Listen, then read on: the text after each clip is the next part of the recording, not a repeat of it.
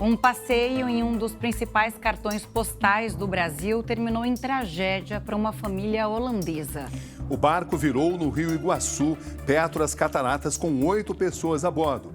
Um homem de 25 anos morreu afogado. Ele iria se casar no mês que vem. Calma, calma. Desespero dentro d'água. Segura na corda, segura no braço. Segura no braço de lá. No braço. Turistas registraram a lancha virada. Neste vídeo é possível ver o momento em que um passageiro consegue se salvar subindo nas pedras. Neste outro, uma mulher que era arrastada pela força d'água é resgatada por uma lancha. Foi a Priscila quem fez esse vídeo. Ela estava no barco com a família que vive na Grande São Paulo. Eu comecei a gravar para gravar o passo inteiro, a reação. Quando a gente passou pelo barco tombado, eu até ia parar de gravar. Só que aí a gente viu o colete laranja da mulher, né? Ela vindo assim direto na correnteza e o nosso barco se aproximando dela, retirando ela de dentro da água, assim. Até mesmo os marinheiros estavam com dificuldade em acalmar ela, porque não conseguiam entender o idioma. Ai, eu fiquei em choque. O que eu mais senti foi susto. Eu percebi que era real, era um fato real, quando a mulher se aproximou, realmente.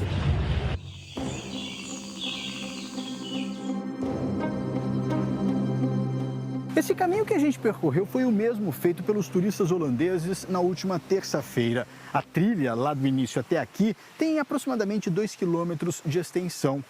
E foi aqui, nesta plataforma, que eles embarcaram nas lanchas e depois seguiram nesta direção, rumo às cataratas do Iguaçu.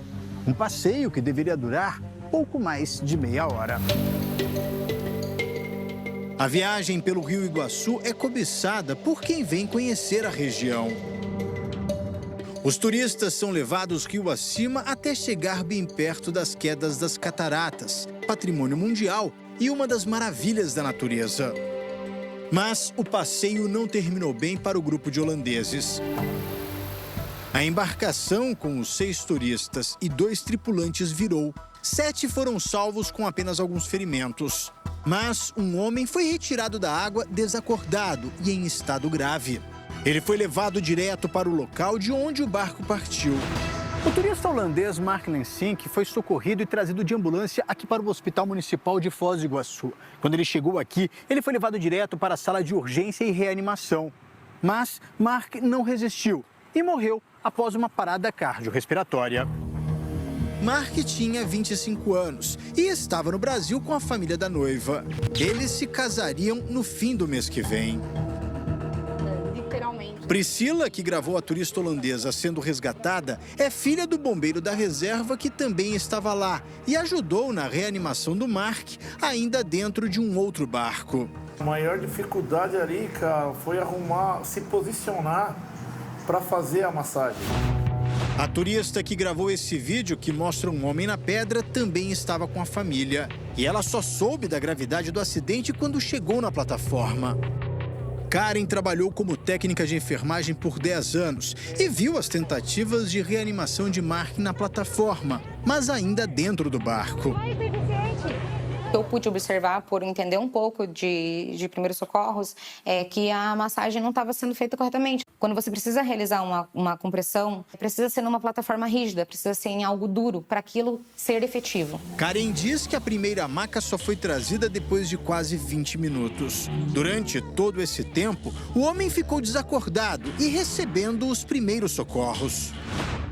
A Polícia Civil aqui de Foz do Iguaçu abriu inquérito para investigar o caso. Até agora, 6 pessoas já foram interrogadas. Entre elas, 2 holandeses que sobreviveram ao acidente. O piloto e o copiloto da embarcação também foram ouvidos. O delegado que conduz a investigação deve pedir uma reconstituição.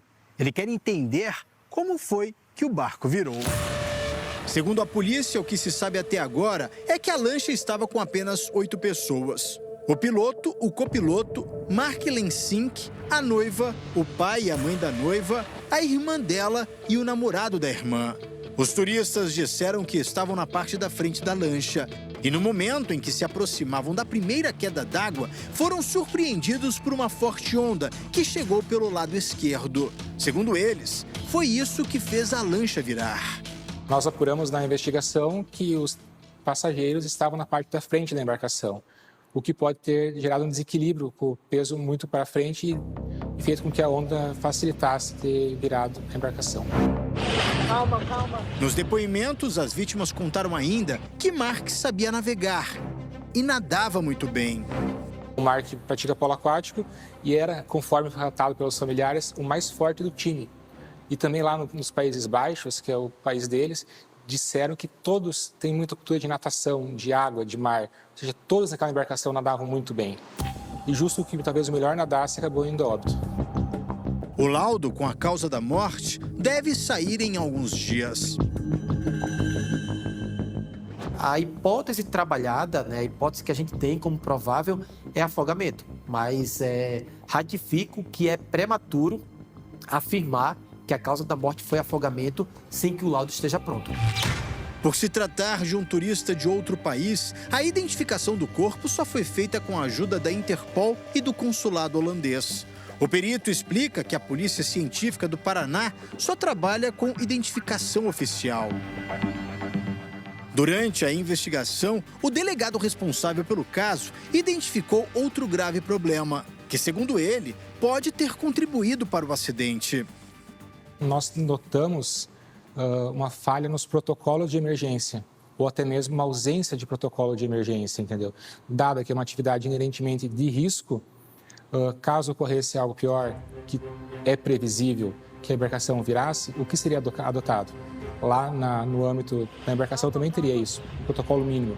Nós estamos estudando esse protocolo, ver todas as normas que tem a respeito de bombeiros, marinha, etc., para ver se houve, qual falha que houve e a quem nós podemos imputar essa responsabilidade. Além da Polícia Civil, a Marinha também investiga o acidente. Se foi causa humana, se foi fadiga do material, se foi condições climáticas severas. De acordo com a empresa Macuco Safari, responsável pelo passeio de aventura, a vazão do rio no momento do acidente era de 4 milhões e 300 mil litros de água por segundo.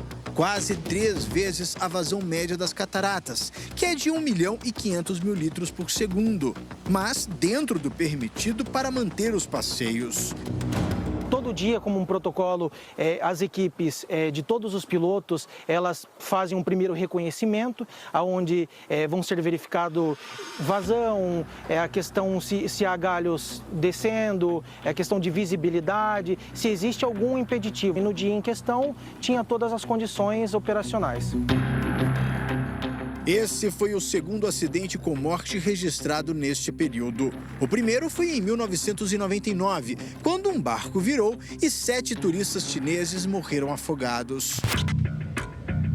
Ontem, os passeios que estavam suspensos desde o acidente foram liberados. O ICMBio, o Instituto Chico Mendes de Conservação e Biodiversidade, que administra o Parque Nacional do Iguaçu, disse em nota que a retomada da operação ocorre após a implementação das medidas pertinentes e as verificações realizadas pelos órgãos competentes.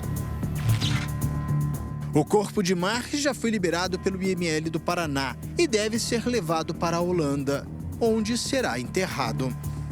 Um momento que deveria ser de alegria se tornou uma tristeza para uma família, né? Que estava num momento de diversão. Então é muito triste, muito triste.